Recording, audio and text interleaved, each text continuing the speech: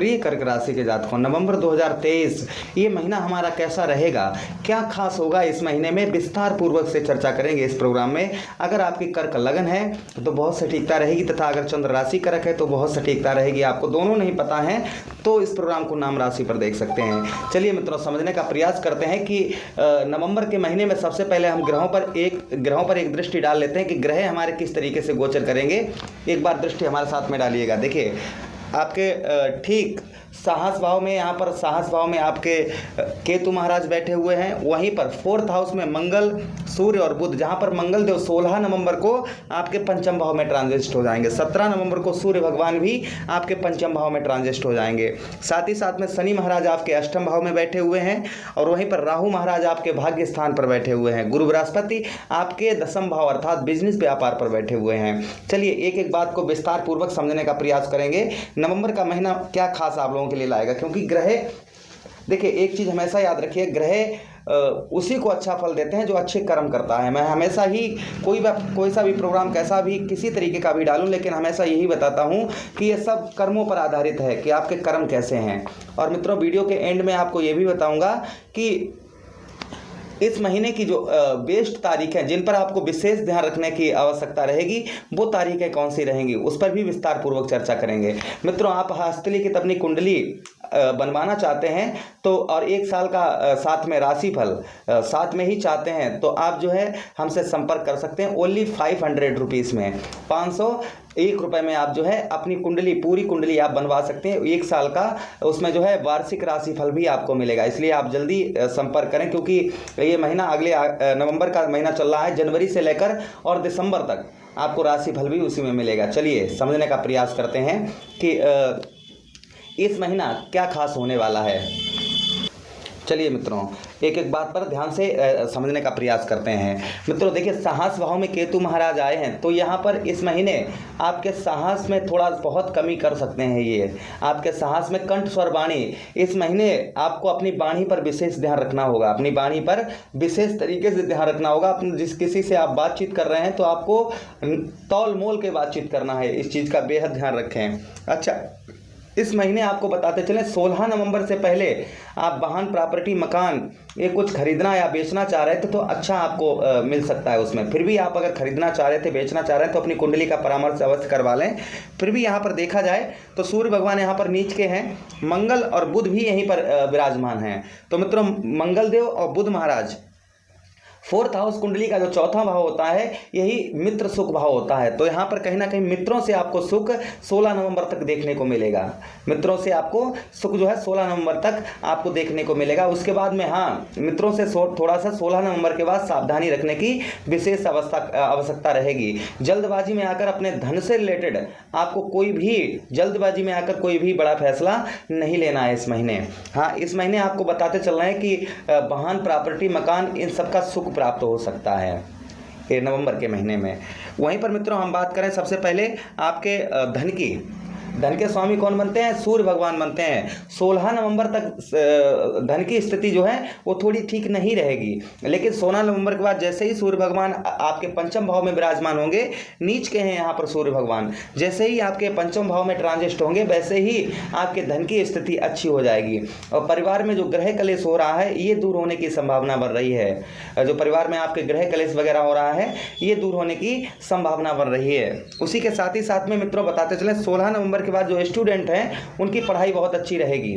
उनका पढ़ाई में अभी जो मन नहीं लग रहा था वो पढ़ाई में अच्छा मन लगेगा। जो लोग शादी से पहले प्रेम करते हैं उनका प्रेम अच्छा रहेगा, उनका प्रेम अच्छा रहेगा, क्योंकि पंचम भाव ही प्रेम का होता है, जहाँ पर जिसके स्वामी कौन बनते हैं?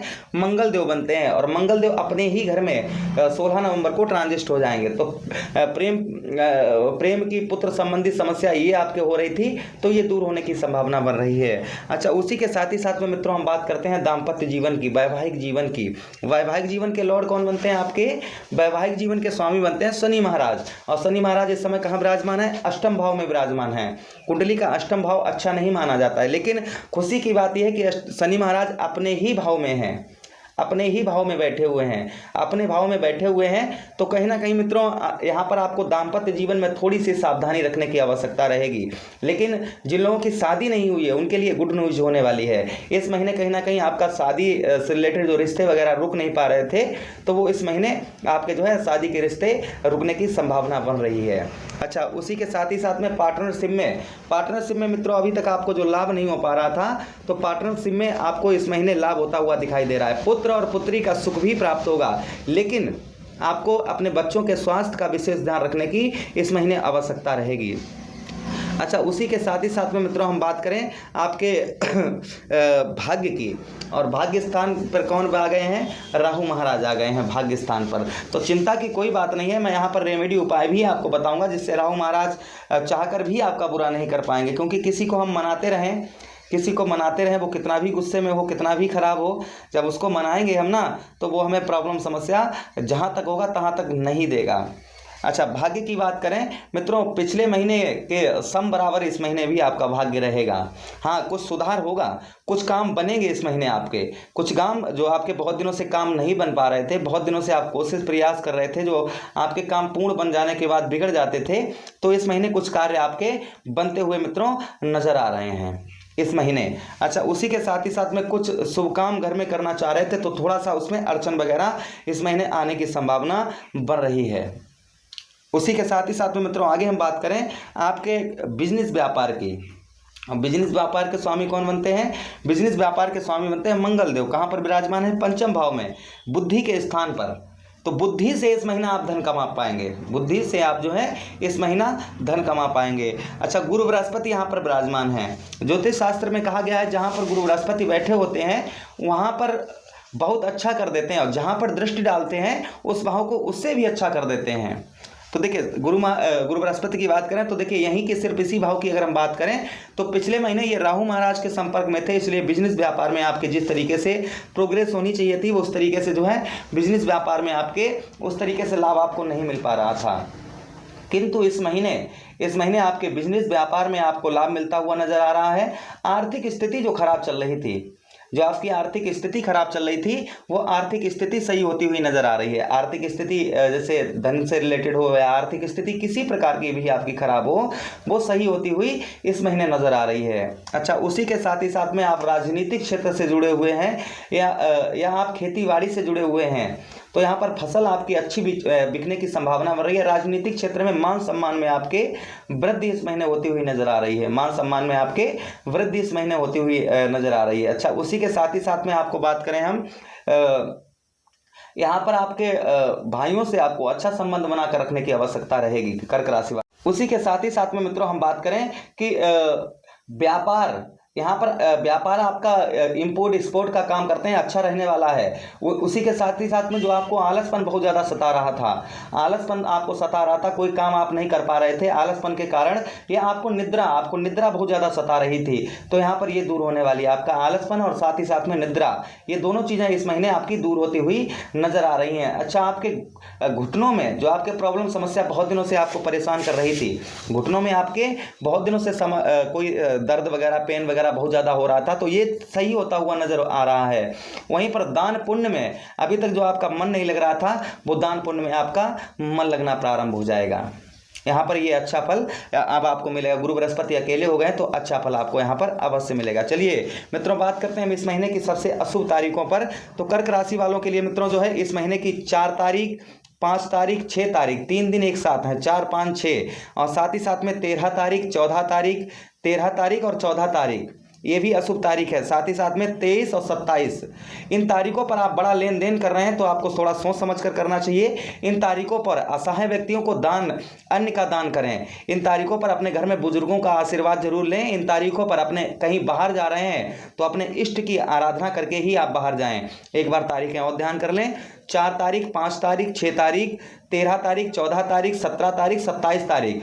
बाकी जो अन्य तारीखें हैं वो आपके लिए शुभ तारीखें हैं, अच्छी तारीखें हैं। जो आगे आगे की तारीखें रहेंगी आपकी वो अच्छी तारीखें रहेंगी। अच्छा, हम बात करते हैं रेमेडी अर्थात उपायों की। तो आपको उपाय क्या करने चाहिए मित्रों? आपको उपाय के लिए बता दें, अगर आपको धन की स्थिति अच्छी करनी है, परिवार में ग्रह कलेश को दूर करना है, तो मित्रों आपको सूर्य भगवान का उपाय करना चाहिए। सूर्य भगवान के लिए क्या करिए, आप गेहूं का दलिया बनवाइए, उसमें गुड़ डालिए और गौ मैया को दीजिएगा। इससे आपके धन की स्थिति अच्छी रहेगी और परिवार में ग्रह कलेश दूर रहेगा।